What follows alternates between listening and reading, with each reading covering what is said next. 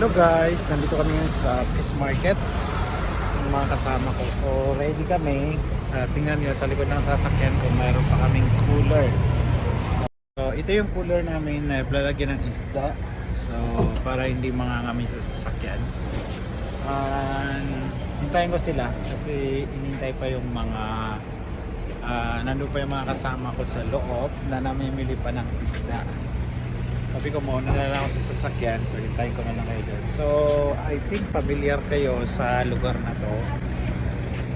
Ayan, nasa fish market dito. Hindi pa nakaano natin yung ayan. So kung alam yung area na to, yan. Ayun pala yung mga kasama ko doon, parating sila. May part 2 dito. Ay, May ebidensya. Ayan. video. Oo. I told my friends out there. Okay.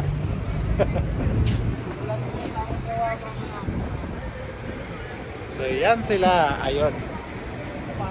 So punta na ako sa sasakyan kasi akong pilot nila.